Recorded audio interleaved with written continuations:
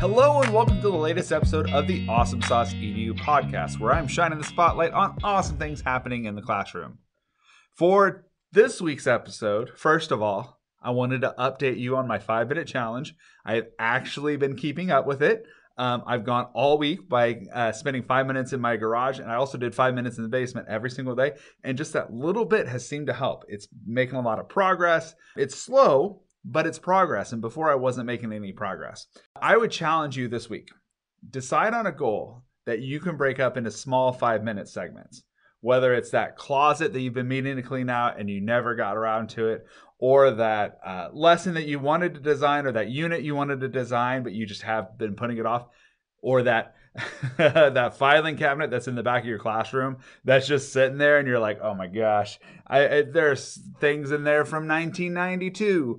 But anything like that, I want you to challenge you to spend 5 minutes every day this week working on that project. That's it. Only 5 minutes. Because the thing about a 5-minute challenge is you can always do 5 minutes.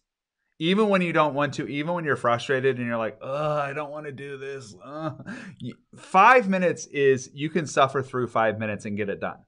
Even if you're not in the mood to clean, you can do the 5 minutes and get it over with. So that is my update for that. But now I've got a special guest.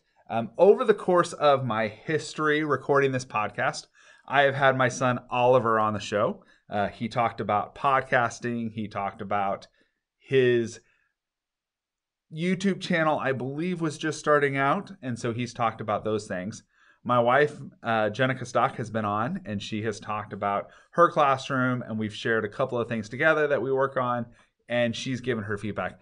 But there is one awesome person in the family that has not been on the show yet. I've talked about her a lot and about how amazing she is, but she hasn't actually been on the show. So, would you like to introduce yourself? Who are you? Hi, I am Brooklyn Stock. And what grade are you in? 8th grade. And how are you liking 8th grade? I like it. It's good. Are you ready for high school? Not yet, but I feel like I'm getting there. It's kind of just it's the end of something. Yeah, and it's kind of like the start of oh my gosh, I have to start something completely new. And then it's just 4 years until you go to college and leave me. I don't know if I'm ready for that. I'm not ready for this high school thing. I'm not ready for you to go off to college. I'm not. It's moving too quickly. You'll understand someday. When you're a parent, it just moves way too fast. Can you just slow down, stop growing so much? I don't think so. That's not how time works? Okay. No. Well, fine. So the reason why I talked to you before we started recording, and you liked this topic idea, and I think you're the perfect person to talk about this. So we're going to continue our discussion. Past couple of weeks, we've been talking about mental health. And I've mentioned you a few times. My first question to you is, when I first started talking about mental health, I always share about my own mental health journey. But I asked you, how do you feel about me sharing some stories about you and some of the things we've helped you through? And you said that was fine. So go back to that. What made you decide that you were okay with me sharing a little bit of your story? I feel like it's because up until recently, I feel like not a lot of people have talked about mental health. They talked about the struggles of it and stuff, and how people deal with it. And I feel like it's something that everybody needs to hear about it. And I feel like it's easier, especially if you have something going on, it's easier to hear it happening with somebody else, because then you know that it's not just you going through it, and there's multiple people going through it, and you're not alone going through it. Absolutely. So you wanted to help others, let them know that they're not alone. Other people are going through these same issues, and you were okay with it as long as it was going to help people. And I think it has. I've had a lot of people after conferences in fact, the most recent conference we went to, we had a couple of people come up to us afterwards and say, I'm so glad you shared that, because it's not getting enough attention. And they shared examples of their own children who had experienced it. So for them, it was meaningful to them. So thank you for that. So as we talk about your mental health journey a little bit, I know you struggle with anxiety at school. Mm-hmm. I mean, what? No way. But you are starting to learn some strategies when you get anxious. So what are a couple of things that you do when you start to feel anxiety, when you start to feel anxious? First off, what does it feel like when you start to get anxious? Usually it starts getting like really hard for me to focus, and it depends on the situation, but sometimes it can like get to the point where like it gets hard to breathe, or like I just have like a heaviness in my chest. Mm-hmm. Um It's a good way to describe it. So, when you start to feel that coming on, what are some strategies you use at school to help you? Because school's a difficult place, especially middle school, when you're moving to class and you got a whole bunch of different teachers. Yeah. So, what are some strategies that you use? Well, the main strategy that I feel like I use for anything is just like distraction.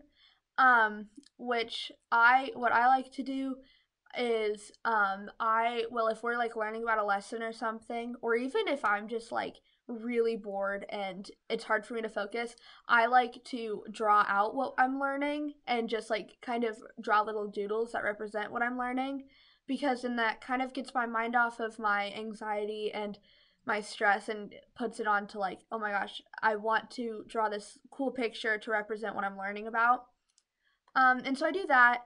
I also do I count, and sometimes I'll count in sign language, or I will just on my fingers I will just like count out 1, 2, 3, 4, 5 up to 10. And that And really helps. why do you do sign language? Um I know why, well but they may not know why. well, I've actually been trying to teach myself sign language because I have like two younger cousins that are hard of hearing, and so just to communicate with them better.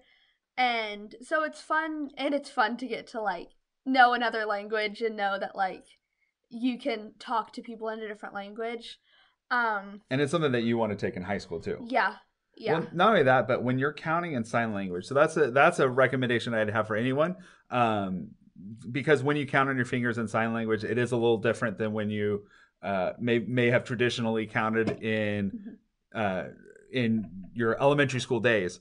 And so, but it's very tactile, meaning you're having to focus on your fingers touching each other. You're Yeah. focusing on that element to it. So there's a little bit more to it than just counting in your head. So just having Yeah. that movement along with it can distract you a Yeah, little bit. and I feel like something else I like about it is that although it is like something different you need to learn, it was pretty easy like for me to learn. It's a pretty easy thing to learn, and so I feel like that also helps when you still are taking your mind off of things, but it's also like you're not having to think really hard about what you have to do Yeah, with it's it. it's almost like just moving without having to think about it, but it's just that repetitive movement Yeah. that helps, but it has purpose to that movement. So that's Mhm. great. So those are some of the strategies you use in school, and for those people out there who may be experiencing anxiety, you have it all figured out, right? Everything's good. You never have any anxious moments. No, hate to say it, but I do definitely have anxious moments. And the only reason why I'm pointing that out, not to call you out on it, but to Mhm. say that it's a continuous process. Like Mhm. we're constantly trying new strategies, looking at what works, looking at what doesn't work. We're talking about, okay, well, that strategy definitely did not Yeah. work. Or, oh my gosh, I think this, for example, 9 o'clock seems to be the time when your medication wears off. And so we start to notice that that's when you start to get anxious. But when you start to take note of that, then we can plan for it and come up with some strategies that work. Yeah. But it's a continuous process. Mhm. And so I've just been really impressed with how you've worked through it, how you've started to use your strategies, how you're continuing to develop with the strategies, and your openness to share with others. You actually had the opportunity this year to work with someone. So, what does that mean to you? Like, how does that make you feel when you get to help someone who's experiencing similar anxieties? Yeah. What I don't want you to do is don't give any personal information or anything that's Yeah. very private between you and the student. Yeah. We'll just call them student A. Mhm. But what does that mean to you that you get to do that? It makes me feel really good helping other people, and like giving strategies and just being like I love being the person to lean on. And all my friends call me the mom of the group because I'm always like I love just like making sure everybody's having a good day, making sure that if anybody's upset, I always try to make them feel better. Um And yeah, so it just makes me feel really good when I make somebody's day or make them feel better. Yeah, and so the process of helping someone else has helped your own mental health as well, which is great. So is there anything else you want to add to this discussion? Anything that I left out? I don't think so. Oh, I did. I just thought of one. Okay, so every night, what do we do every night? Oh, yes. We do affirmations every night, which that does really help. And it doesn't only help with like mental health and stuff like that, but it also helps it helps with like self-confidence too, because we have things like I am smart, I'm beautiful, and stuff like that, which I really like. And then like after my affirmations, I get to get booped on the nose, which is like Boop. a thing that we do every night. And I like having that routine of doing it every single night, because then that's something that I know if I had a rough day, I can still count on being able to do that at night. Well, and it's also been a good connection for us, like to connect at the end of the day when it may be a hectic, chaotic day, but we have that moment, that 2 minutes of where we're connecting, which is great. Not only that, but I try to work in during those daily affirmations things that, you know, you need a reminder about. Like I have strategies that I can use. Yeah. One of my favorites that both of the kids do is I make mistakes and that's okay, because Brooklyn is amazing, but she's also a perfectionist and she gets really frustrated if what she does isn't perfect. And so I want her to have that constant reminder. It's okay if it's not perfect. Yeah. Which will probably be a continuous thing, but that's good. Yeah. So any other last minute things for the world of podcasts? I mean, I think that just always like keeping in mind strategies that you can use, and always remembering that like it's not, I feel like for me what's really helped is if I just keep telling myself it's not permanent, it will end, it will pass. Come to an end. Yeah. I just need to get through it, and I feel like just remembering that. So I thought of something else. So this is a podcast for educators. So if you could speak to teachers right now, what would you want them to know if they've got a student in their class who's feeling anxious or they notice that? What are some things that you would want them to know?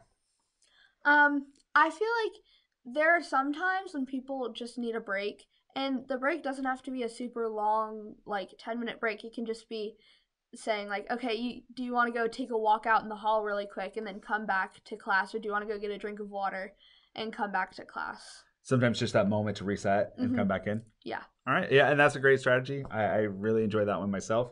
I like giving students that moment to just go and collect their thoughts, because don't tell anyone this, but I have definitely done that during professional development days.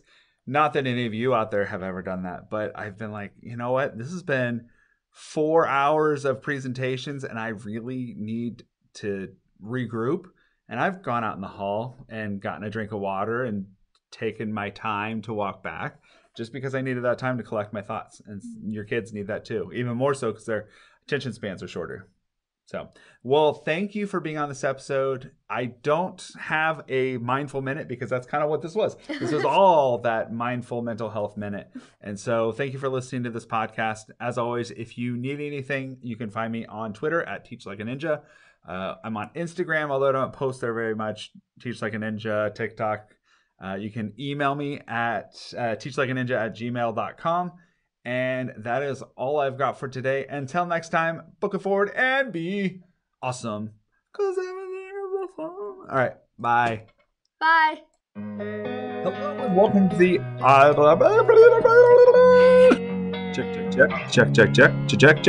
check.